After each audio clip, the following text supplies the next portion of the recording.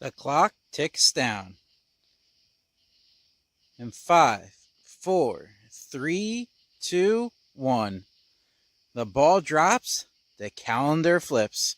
It's now 2001. We just survived Y2J. I mean, the Y2K.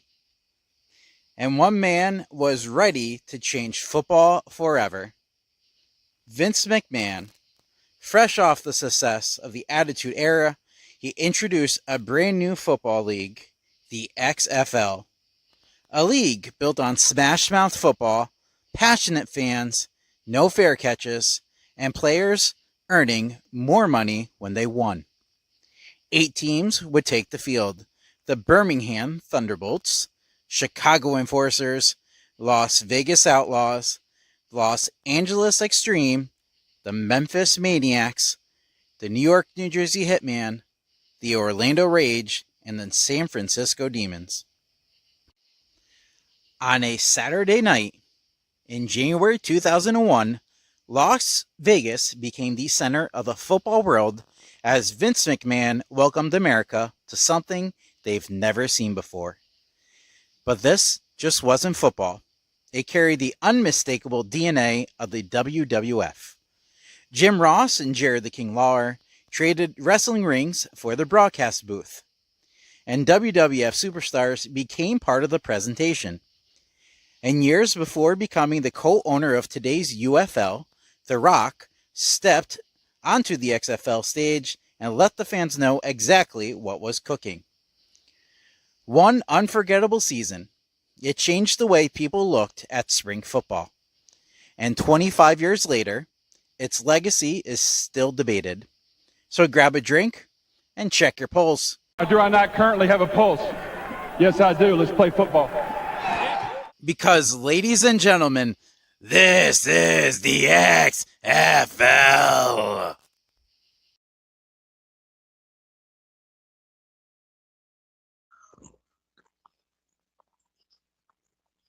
Welcome, everyone. This is a first time. Maybe we do more. Who knows? But we survived the Y2J, Y2K, and we're in the year 2001.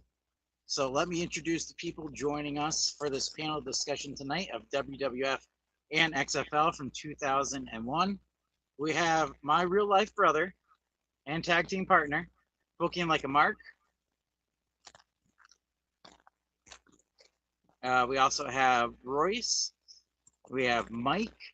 I'm going to unmute everyone so y'all can say hi. Hey. That was a great intro, Rick. Great intro. Top tier work, brother. You got me hyped up. I'm ready to watch some He Hate Me highlights now. Well, that's what's funny about this. I mean, if you look back, you had He Hate Me, and you had there's stuff we still remember, and this is 25 years ago. And the inspiration was a gentleman named Mark, because he's covering 2001 for his wrestling podcast this year of the WWF, ECW, WCW Invasion. So first I'm going to pass around so everyone gets to know you guys real quick. I'll start off with Mark, then we'll do Royce and Mike, and then we'll go from there. So, as Eric said, I am his real-life brother. We've been watching wrestling for over 25 years, so we actually started right before this period. And booking is another way of talking about wrestling storylines. My name is Mark, and a wrestling fan is also called Mark, so booking like a Mark is just a natural fit for me. Mike, what's your backstory? So me, I'm mouthing off with Mike. I as well have a wrestling podcast, but I am also a side of 4 sides of the ring, and we've all come together to create this beautiful adopted online family that has turned into a beautiful in real life family. So I'm proud to be an honorary stepbrother of Rick and Mark here. I'm like the unknown brother, the one that got lost at sea all those years ago. They don't know what happened to him. They're like, where'd we find this guy? But that's me, man. That's awesome. And I'm Royce with Viking Wax Press. I'm mainly the football content guy here.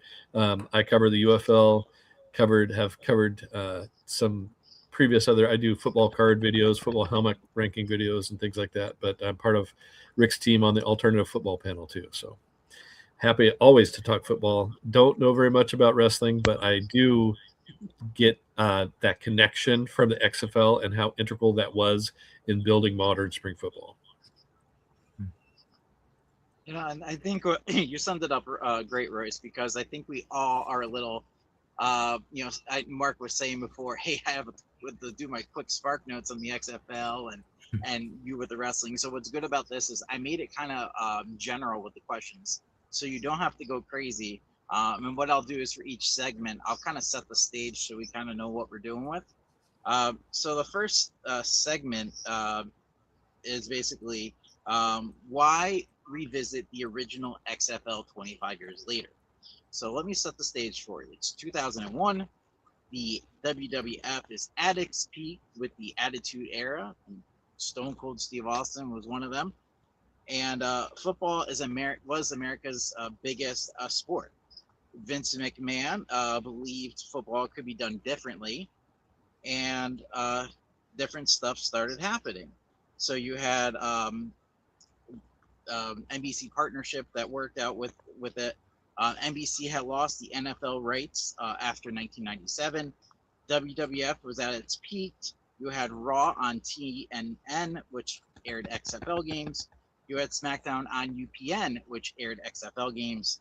NBC was looking for sports programming, and it feared the fear of XFL leave. The NFL was about to have a labor dispute too, going into 2001.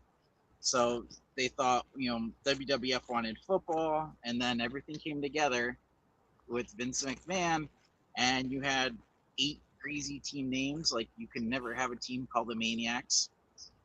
It worked in 01. It doesn't work now. And it was all about smash mouth, beat 'em up football. So it was great to see it all. And I do have a couple questions. So like I said, we're going to keep them a little vague, but keep everyone involved. So I'll let you guys handle. I'm going to throw a bunch out. You can handle whatever you want based off of what you know. So the questions for the first one is, did wrestling's popularity create unrealistic expectations? Could anyone have competed with the NFL in 2001? And was the XFL built to compete with the NFL or capitalize if the NFL stumbled? Roy, since you're more the football guy, I'm going to have you take this first, and we'll go from there. Yeah, I don't know that anybody could compete with the NFL, but I do love the fact that they tried right when they were about to have a dispute. I think it was kind of genius, and to put a twist on it, and it was so hyped in a good way. Like, honestly, nobody could have done it better as far as hyping goes, that it was a thing. I mean, nationwide, everybody kind of knew it, even though, now not a lot of the population really understands that there's modern spring leagues happening. Back then they did. I really believe that most of the nation had heard of the XFL just because of that huge wrestling connection and the hype that it brought. So the timing was genius, and the way they pushed it out was kind of genius too. So I appreciate it, and I know that it rubbed maybe some people the wrong way because it wasn't as pure football as they were used to.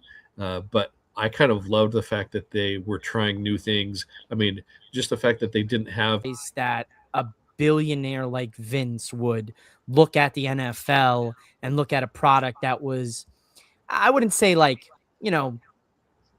like kind of like Sunday school compared to public school type of vibe. But like, you look at the NFL during that time, we still had big hits. It's not like the NFL we know today where, hey, here's a 15-yard penalty for, roughing the passer, and you gently laid him down on the ground. Back then, you could spear a guy out of his helmet and, hey, we're playing ball. In XFL, you could pick up the guy and drop him on his head and then score a touchdown. So I understand how wrestling going into the Attitude Era caused a billionaire with extra money who maybe wanted to capitalize on the NFL's weakness at that time to do this and invite us all into something that 25 years later, here we are still talking about it. Yeah, absolutely. And McMahon, who had been kidnapped. And you're just going through the arena, beating up guards and concession guys.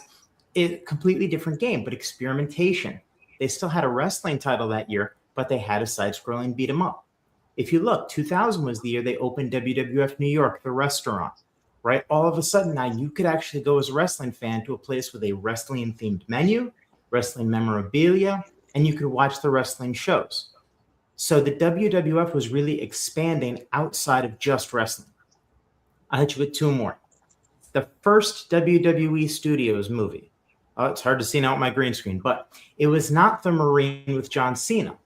It was actually The Scorpion King, which came out in 2001 starring The Rock. So they were even starting to branch into movies at the time.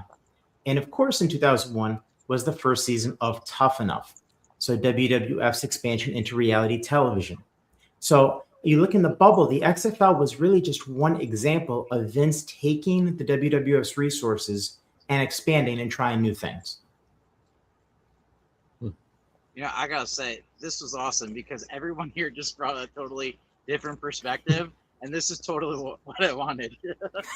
But you guys bring up such good points, and it's completely true how, you know, nothing could compete back in '01. Yet he thought, I'm gonna go for it, and he was riding the wave of what was happening with the WWF, and he was able to get his, you know, broadcast partners. I mean, TNN and UPN. He was already broadcasting on those, and it was kind of good. They could cross promotion and say, "Hey, this is our matchup this week," and so on. So it definitely was good. He had the network to help him.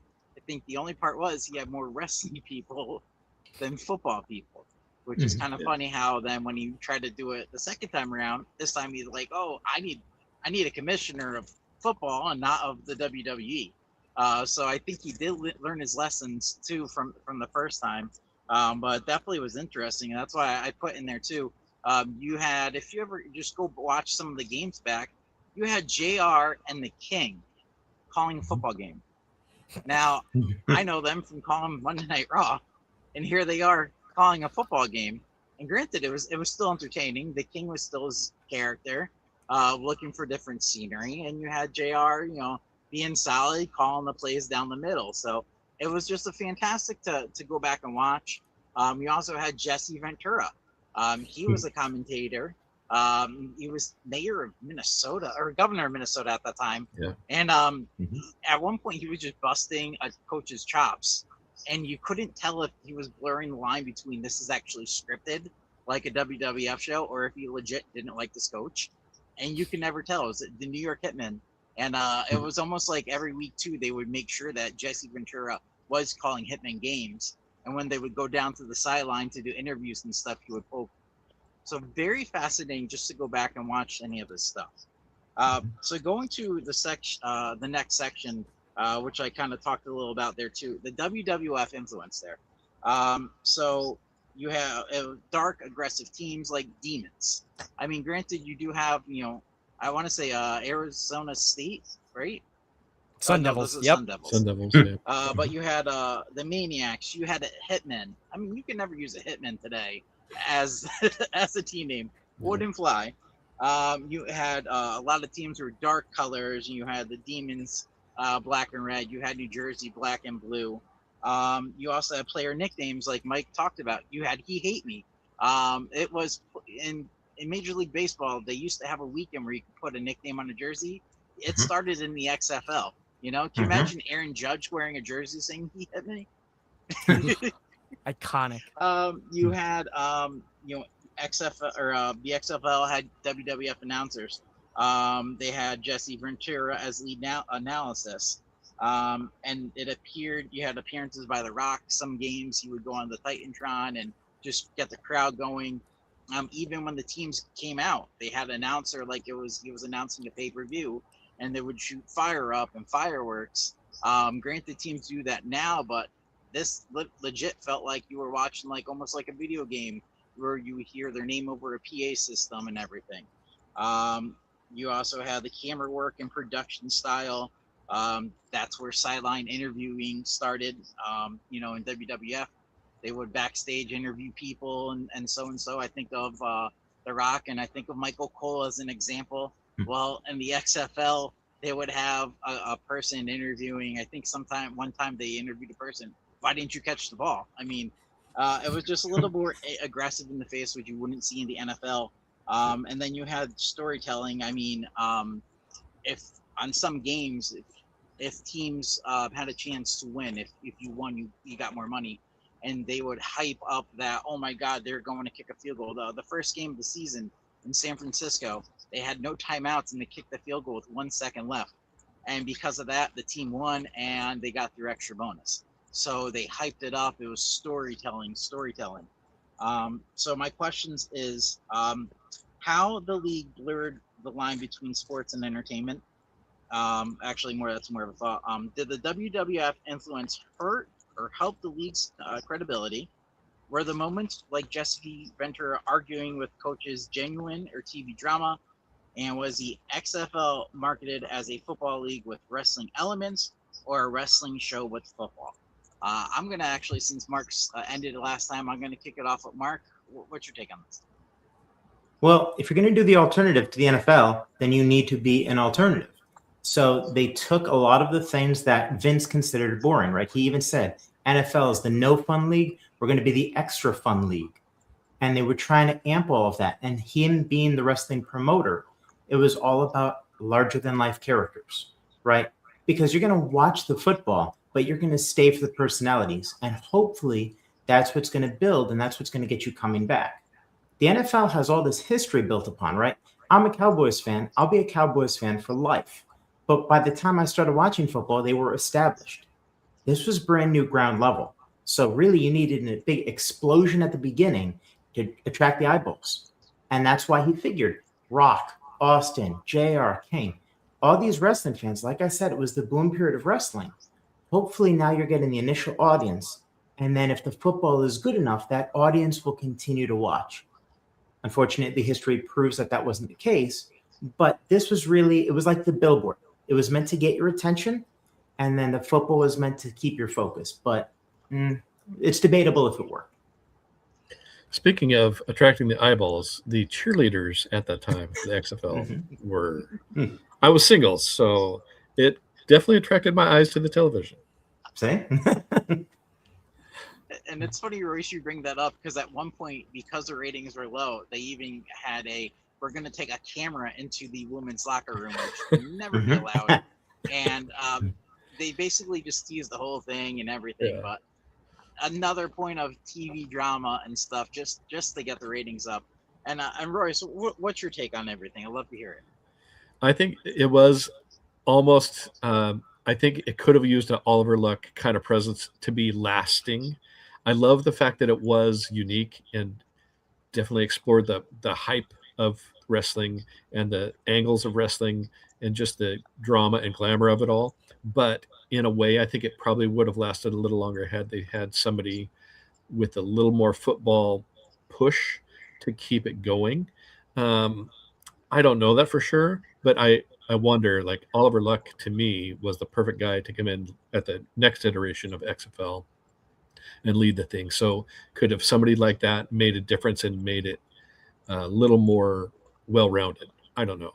But it was, to me, it was such a fun experiment that it's almost like it was an explosion, and that was good that it I mean, I wanted to stay around, but in a way it's so iconic now because it hit like a bomb and was gone, so it's kind of the way I look at it historically.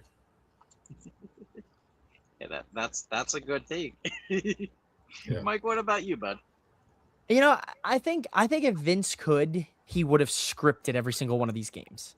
If Vince could have had full control over the XFL, we would have seen some of the most egregious fixed football games. And I think that's why at times, like you said, with, Jesse the Body, getting in the coach's face and some of those like entertainment promos, those interviews, I think that's why at times it felt a little bit too much like the soap opera drama of the WWF at the time, as opposed to a alternative football league. but at the same time, they had to differentiate themselves, from the NFL, from what everybody had known and seen. I think that analogy is great. Royce had. I think it literally is. It was a bomb. Like this bomb hits crazy, leaves an insane impact, and then Yeah. it's gone. There's the mushroom cloud in the sky, and that's it. It dissipates. It's gone. Like that's such a wild, thought when you look at it. I 100% think if Vince could, he would have scripted every single game. But how do we know that he didn't? That's the Yeah. part You think right this there, was right? scripted? Right. That's the beauty of it. Just because you think about now sports gambling and everything, back in the day, it was all shady. You had to go talk to your bookie on the corner behind the alley. But they always talked. Eric spoke about it very freely about if you won the game, you got more money. So what's to say the other team wasn't in on it and then they split the extra winnings, right? We don't know. That's a whole separate behind the scenes part. And I think that may have been part of why it declined in popularity is there was always that sneaking suspicion in the back of your mind. Was it real or was it scripted? Yeah, and that's a good point. And here's another thing. I don't know if you guys know this, but there was one point, speaking of scripted shows, they would play on Saturday nights, and it would be a tie-in to Saturday Night Live. Well, there was a game, they had an overtime that was very almost like the rules now, used like a shootout style. Well, it kept on going and going, and on Saturday Night Live that week was Jennifer Lopez.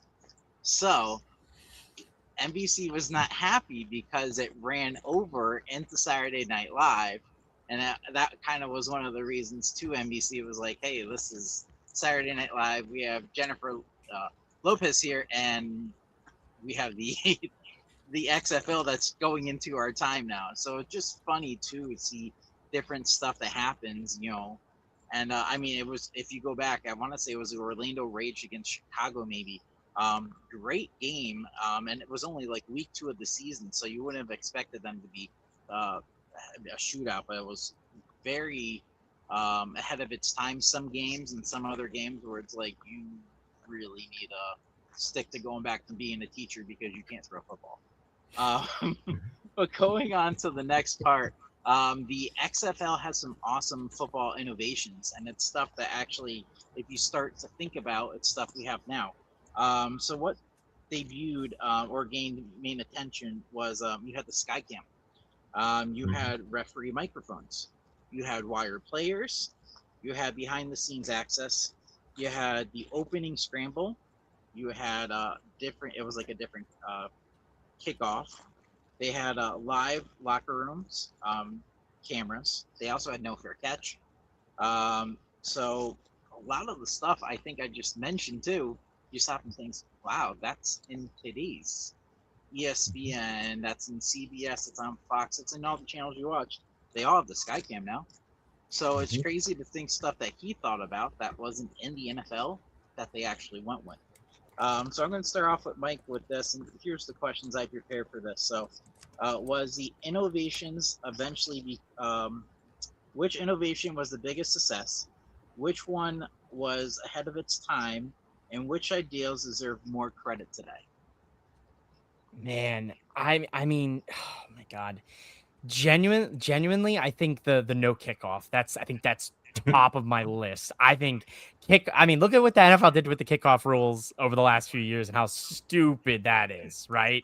Like having no kickoff, I think is fantastic. I think, to be honest with you, I think the entire XFL at this version of it was ahead of its time. There's one name that sits in my head that I think about when we look at sports today, that if the XFL came in this era, I think we would see them thrive more than 01, and that's the Savannah Bananas Baseball League.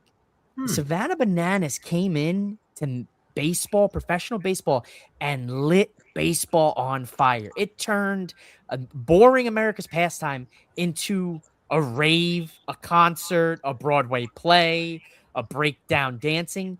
Imagine the XFL with the presentation it had then in this time. I think the entire XFL itself was ahead of its time. If it comes in 2020, the 2020s, like the Bananas did, and they have a similar approach, maybe we were a little bit more extreme, with the contact because of how softened the NFL is. I think the XFL might have maybe stayed in business a little bit longer. I agree. And Royce, do you want to educate Mike about the current NFL kickoff rule? Where did that come from? That came from the XFL from 2020 or 2021. Yeah. So they have adopted a lot of the like modern spring football rules into the XFL or into the NFL. Sorry. And then some of the like arena leagues, like the TAL, it's a 7-on-7 football league that does, instead of a kickoff, they do a throw off where you're throwing it instead of kicking it. So I think that's a morph of the 2021 XFL. Instead of the scrimmage, they're doing a throw off. But that kind of thing, I think it was such a unique opportunity for football to experiment.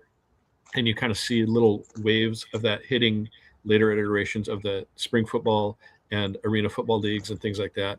So I also like in the original XFL, they had overtimes. You would get it at the 20 and have 4 chances. You wouldn't have any kickoffs or anything like that. You would just have 4 tries to get it in, and the other team would have 4 tries. And so that was unique too. Like the NFL wasn't doing anything like that. So I just love the fact that they were trying new stuff. And as a football fan, actually, I started becoming a spring football fan back in the 80s, and the USFL was doing things like a 2-pointer conversion when the NFL didn't have it, and then challenge rules. So I love the fact that the USFL experimented in the 80s, and then the XFL 1.0 picked that up again and started experimenting more. So it was fun as a football fan to watch those things.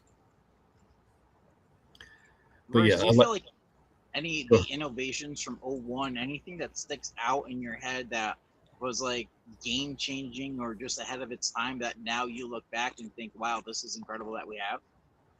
I think the access, for one, the sideline access, it was awesome. I mean, insight that the NFL was not giving and still kind of doesn't give.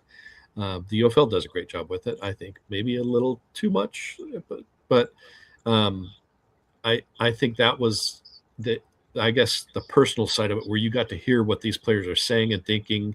I mean, I remember them interviewing He Hate Me and learning who Rod Smart was for the first time, and why, those kind of things. They would do like sideline live interviews when the guy just came off the field, and I'd never seen anything like that before. So I love that, just the personal side of it. So that's what I think I am glad to see continuing, and I know that's where it started. I think that's a really good take too. Mark, what about you, bud?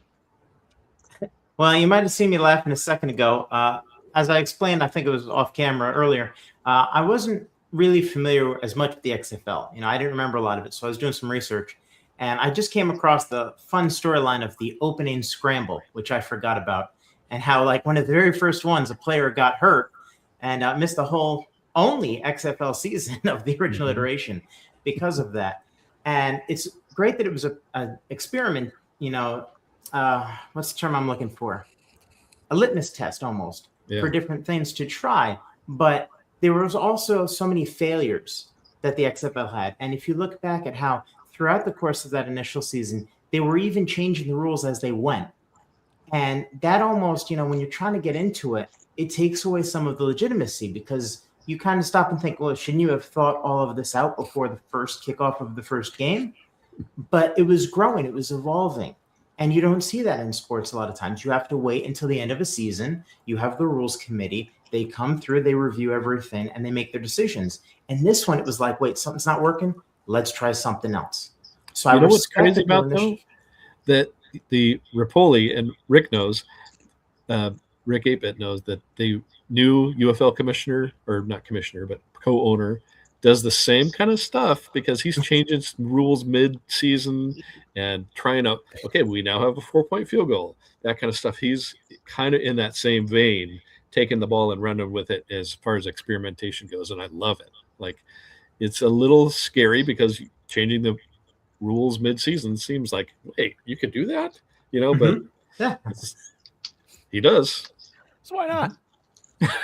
You know, Mark, I totally forgot about that, so I'm glad you brought that up, because when it did happen in the season, there was they have an overtime. It was Louisville Kings, and there was 2 penalties back to back on the defense, and because of that, they lost.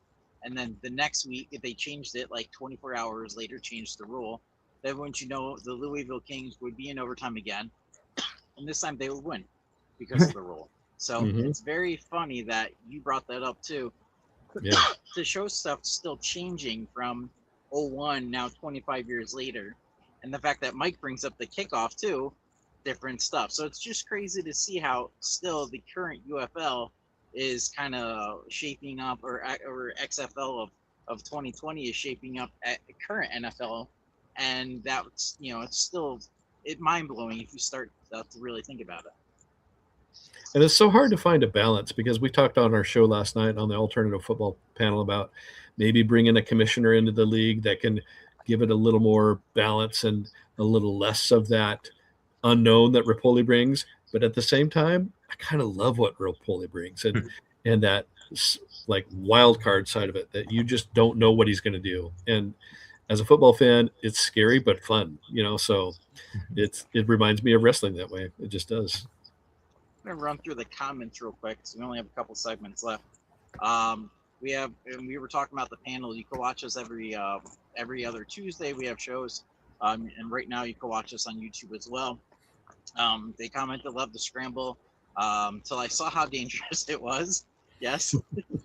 Then we also had a couple. It was wild how Vince always wanted to go to war with the NFL, which is true, very true.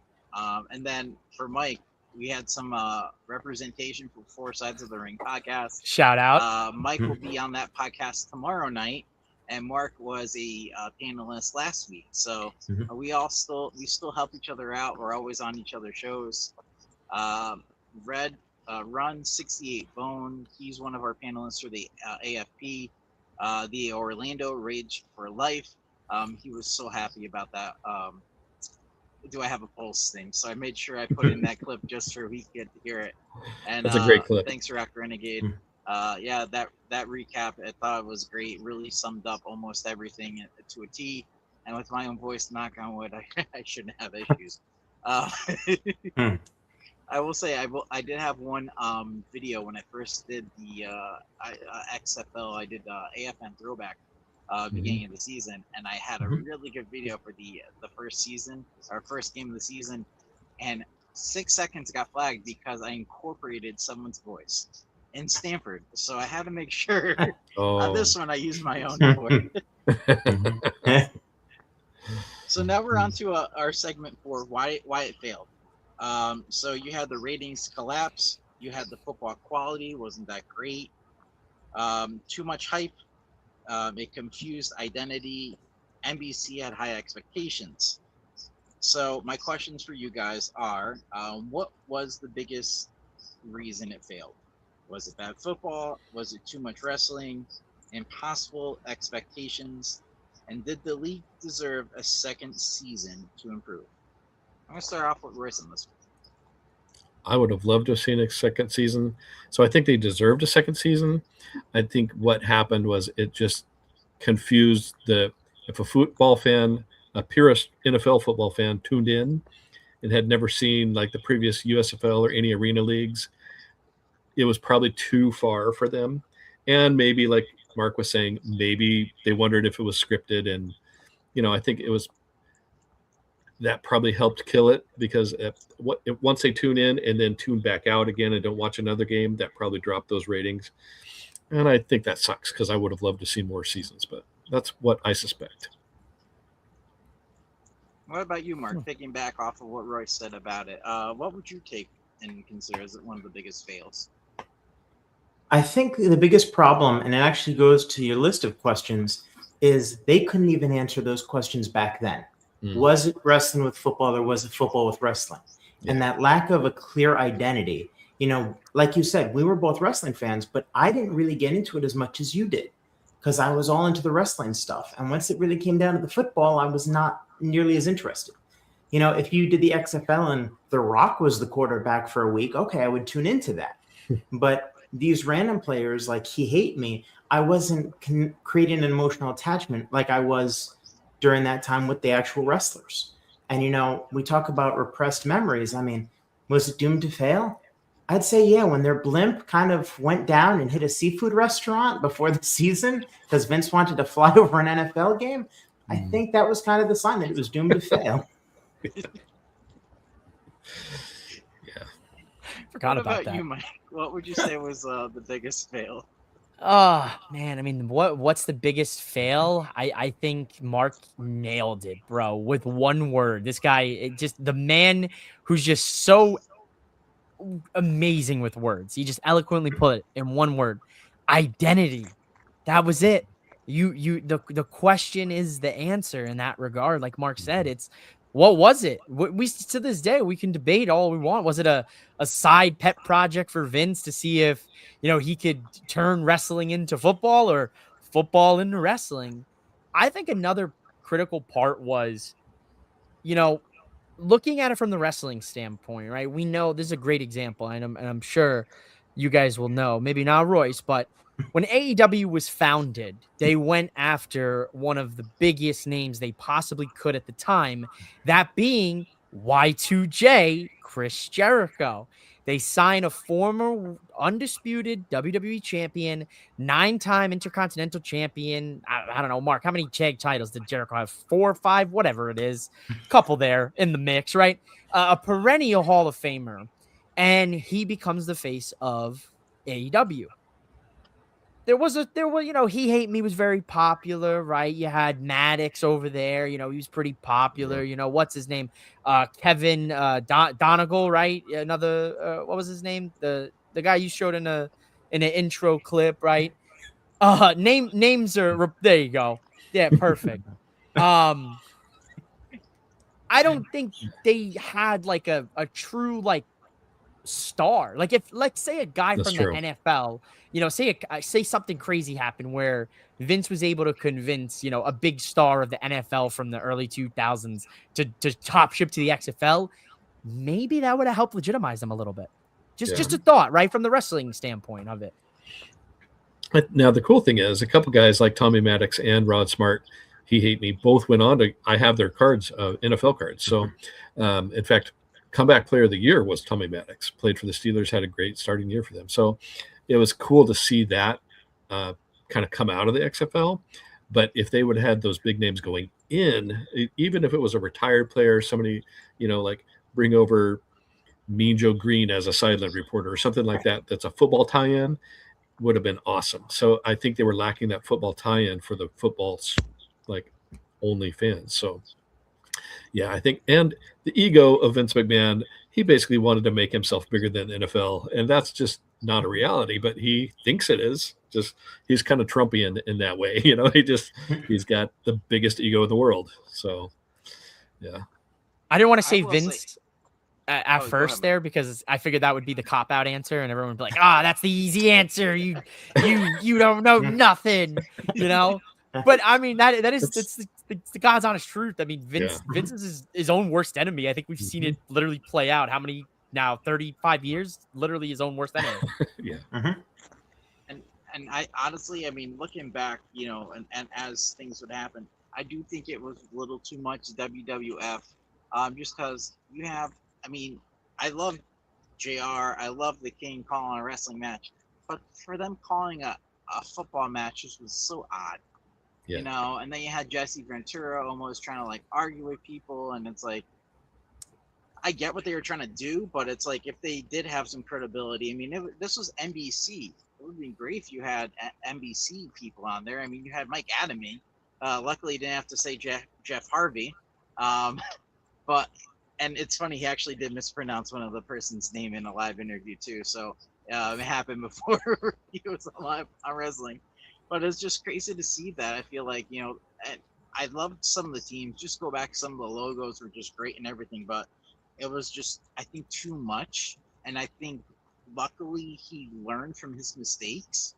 And then the XFL in 2020, you ask anyone spring football, they're probably going to say that was kind of almost their favorite.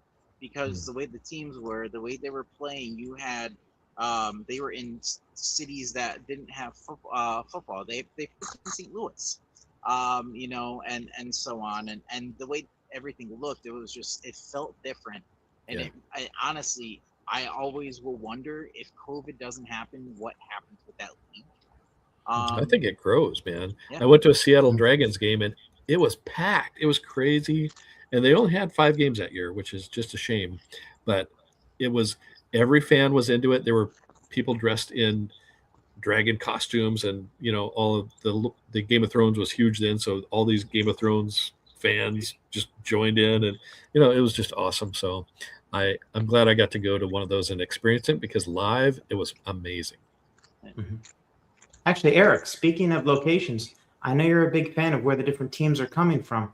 Do you feel like that hurt the original iteration because they avoided some of the bigger markets because they wanted real grass? So it kind of limited where they could position teams. Do you think that had an effect?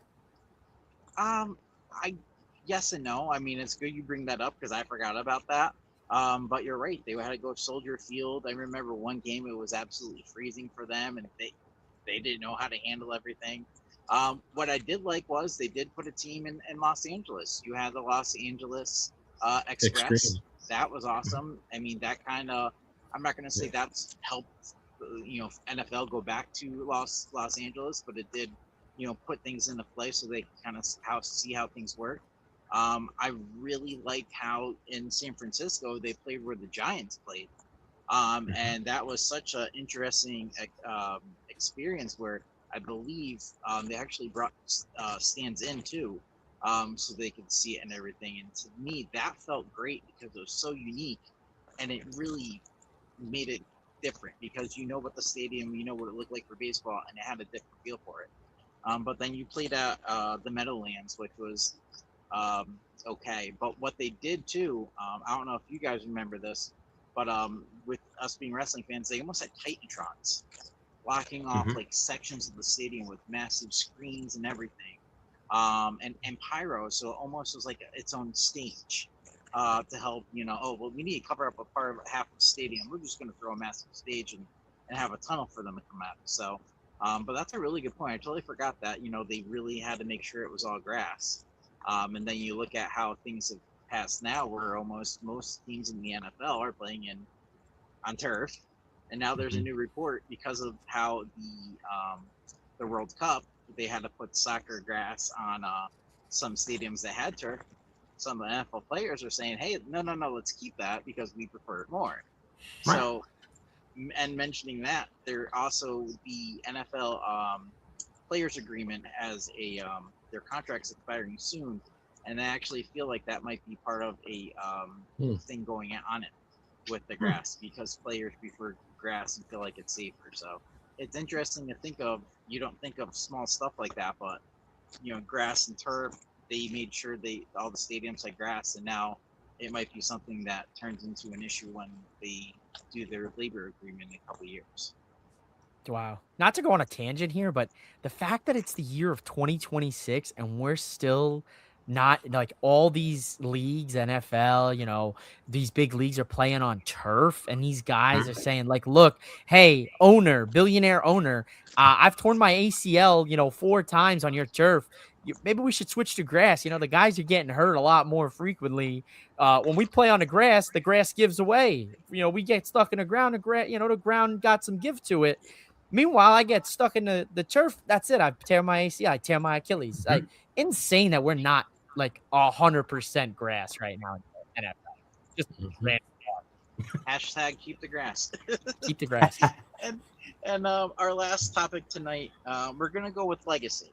So the original XFL's impact on spring football, the influence it had on future football broadcasts. It's not set in stone. Nothing was confirmed, but after they did the ESPN 30 for 30 on the XFL, they interviewed NBC Dick. I can't think of his last name. I don't know if you guys know off the top of your head. And they interviewed Vince, and after that, Vince started getting the idea. In 2008, he announced in 2020, I'm going to bring back the XFL. And Dick and his son decided to make their own football league called the AAF. and I know you guys don't, Mark and Mike, you don't know too much about the AAF. It basically was they ran out of money. They had no money to play players. They basically left players in their hotels and said thanks. So it was a very interesting situation, to say the least. But back to what I was talking about, with how other later leagues learned from its success and failures.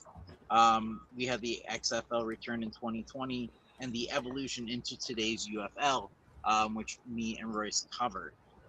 In the original XFL is remembered more for what it was or what it inspired. So I'm going to put this out there. So the questions are: did the original XFL fail, or did it plant the seed for everything that followed? Without the 2021 XFL, does spring football look like it does today? And if it wasn't wrestling involved and the league had been presented as a genuine football product, would it have survived longer than one season? And what's the biggest lesson learned going forward with spring football learned from the original XF?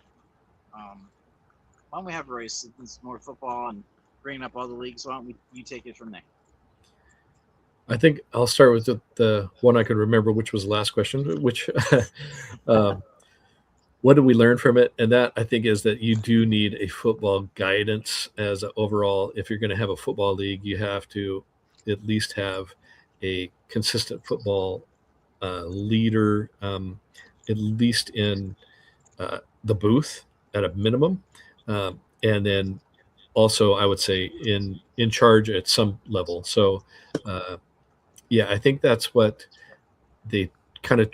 I learned their lesson with Oliver Luck in 2020, that they needed a football voice to guide them, because it did almost go too hard in the wrestling angle, and that kind of like it bombed it. So I don't.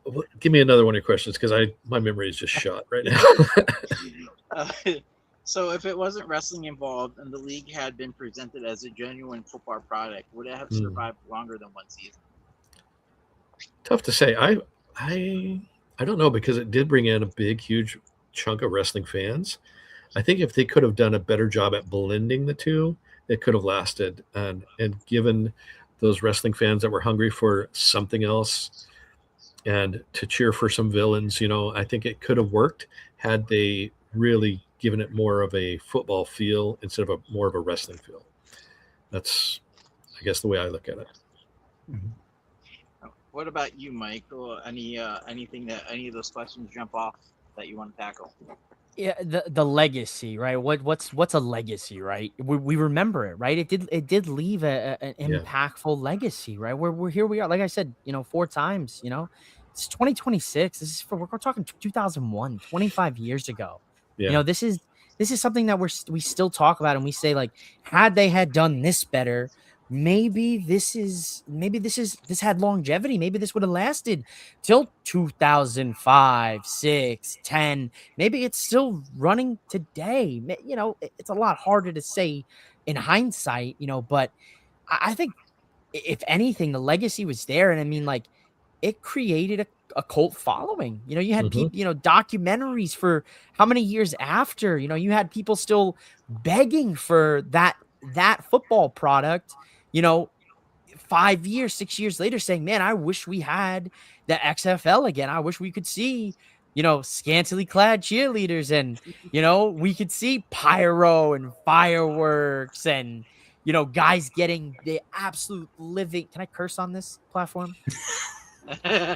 Crap. Let's say no. Okay. Getting the ever living hell knocked out of them. There you go. Like, I used to watch, like, obviously I'm a little bit younger here, than you guys, and no dig, no jabs.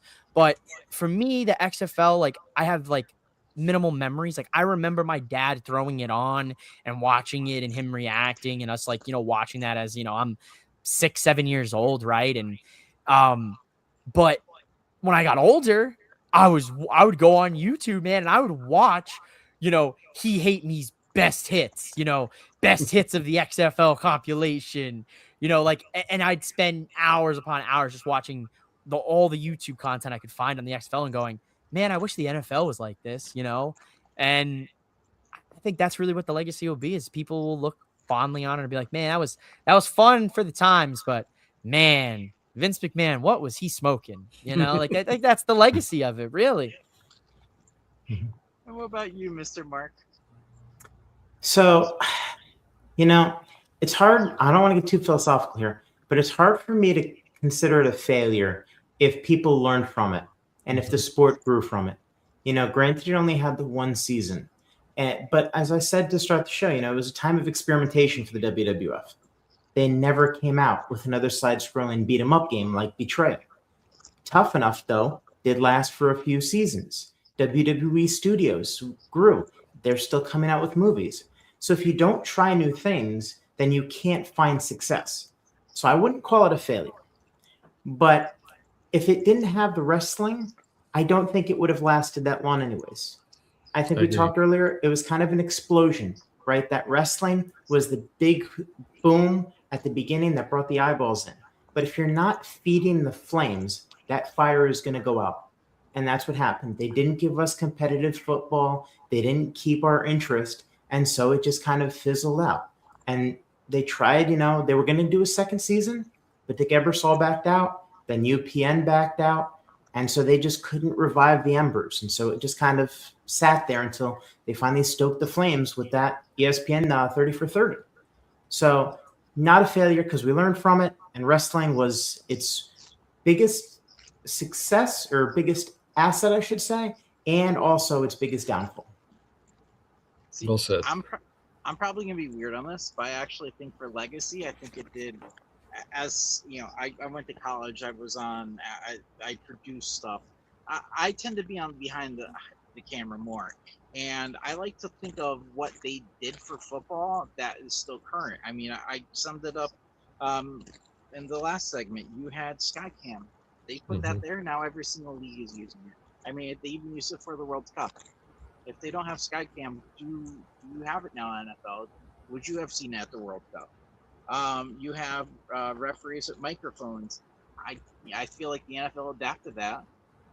You had wire players. I mean, a lot of the stuff, media stuff wise, is now happening almost to a T across the board on every league.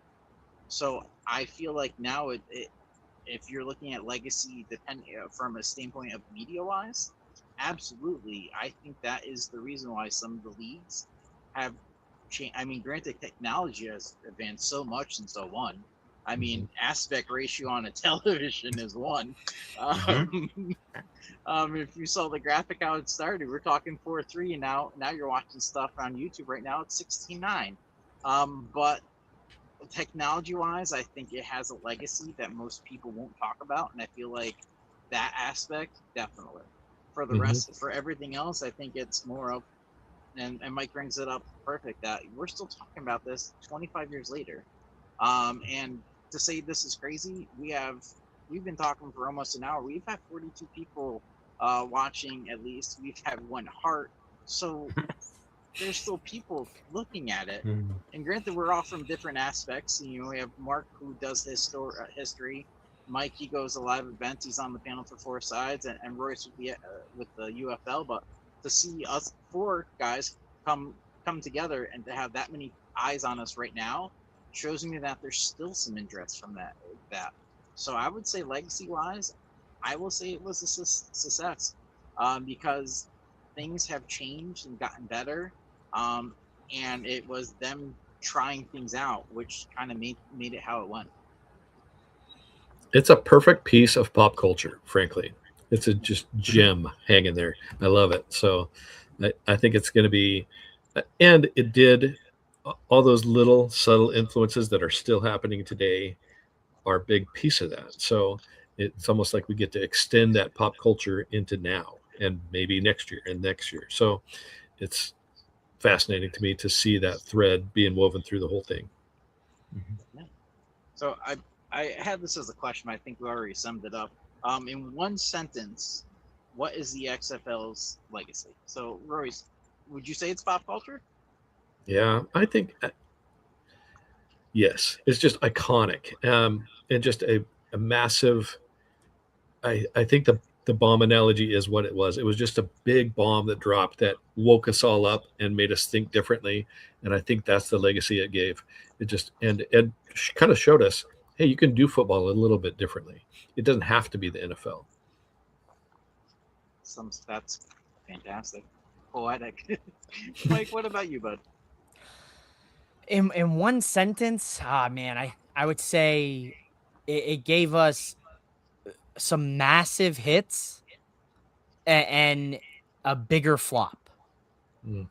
You know, like we had, I like I said, I'm after this show's over, I'm going to go in my living room and turn on YouTube and look up XFL's biggest hits, and I'm gonna watch that 30-minute video to completion because I have to. You know, I have no choice because now I have bloodlust. Now I need to see dudes getting speared out of their socks and their cleats. You know, Mike T. Bell, he's the panelist for us, and he summed it up. XFL 1.0 gave personality to football and the importance of entertainment to sports, and I agree with him there. Mm-hmm. And Mr. Mark, what do you got? One sentence. I think the XFL represented the evolution of both professional wrestling and football. And for a short period of time, they came together, and then they branched off, and then years later, they found each other once again. Nice. You know, you're saying that, and all I could think of is Italian dressing. Where Italian dressing is separated, and you shake it up, and it goes together, and then it separates again. Mm-hmm. Well, wrestling and football always had a connection. You know, you think back to WrestleMania 2, there was the NFL Battle Royal, and it was a few NFL guys, including the Fridge, you know, William Perry, and a bunch of WWF superstars. And throughout the years, you saw it, and then there was a lull. And now recently, we just had Tom Brady interviewed by Cody Rhodes at Fanatics Fest, right? Wrestling and football have come back together, and they've always kind of, you know, ran parallel, and every so often they come together, and then they separate again. So it is like Italian dressing. You know, every so often you just got to shake things up. That's awesome. You know, something you just said, I don't know if you watched the end of SummerSlam that just happened for the WWE this past weekend, but they were interviewing Roman Reigns, and he's like, this is where I got cut. He had to retire because of leukemia. And then you also had, it was Minnesota where Brock Lesnar played for them. So it's very interesting too how your current big names also had ties in with football. John Cena. I went to Springfield College. He was the starting center for Springfield College when he played for them. So it's just crazy to see that, and it's almost like you said, it summed it up perfect. It's almost like football and wrestling are kind of just meant to be together sometimes. And your boy from the Ravens, Braun Breaker, baby, played for your Ravens. And Stacy Keibler was a Ravens cheerleader. Stacy Keibler was a Ravens cheerleader. Bill Goldberg, Mongo McMichael. We can keep going. Yeah. Well, I do remember in the 80s, you had Brian Bosworth crossover and do some wrestling and stuff like that. Mm-hmm. I mean, it was huge that crossover football wrestling. It works. Yeah. LT. Mm-hmm. So I don't want to keep everyone here any longer. We have hit the 1 hour mark, but I really appreciate everyone coming here tonight. I'm going to start out with Mike. Since your show is tomorrow night, plug it. And say what you got to say. I mean, I'm kind of, you know, shout out to Rick, and thank you for having me on the show. And, you know, I may not be the most knowledgeable when it comes to the XFL, but it was great to just get to talk, you know, about it with you guys.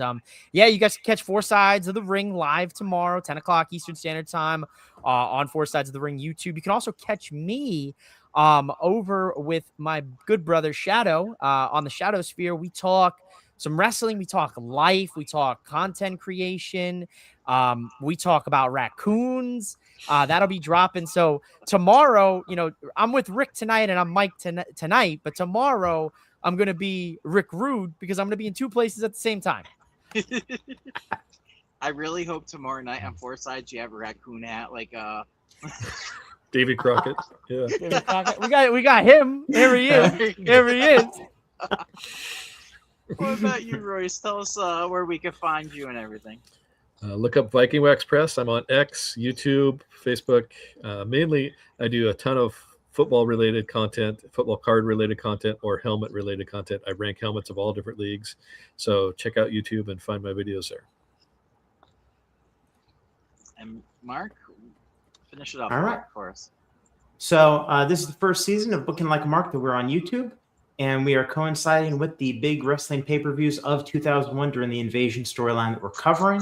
So our next episode will be 2 weeks from tonight on the 19th, and we will be rebooking SummerSlam 2001. So find us on YouTube, find us on X, and every so often we post on Instagram, but mainly X. And I'm Rick Apid, part of the Alternative Football Panel. We do UFL stuff. The NFL season's coming up. I'm doing Tecmo. I'm happy to announce, too, I don't know if anyone knows this, but Tecmo, whoever has played, they have figured out a hack, so now you have the full 18-game season. Unfortunately, I work tomorrow, but I plan on tomorrow night starting the season up to see how it is. They even made the graphics where if you're playing it on like a television, it actually takes up the full screen or something. Oh, sick. So I'm going to be doing NFL predictions this year. Definitely the Thursday night games. So we'll be having some more stuff out like that. So just appreciate everyone coming tonight, talking the XFL. And take a look at everyone's content here. Royce, Mike, and Mark's excellent. They do fantastic work. Pleasure to have everyone here tonight, and look forward to seeing everyone on their shows. Enjoy your night, and check your pulse to make sure you're still breathing, because this is the XFL. Nice job, Rick. Thanks, man. Hell yeah.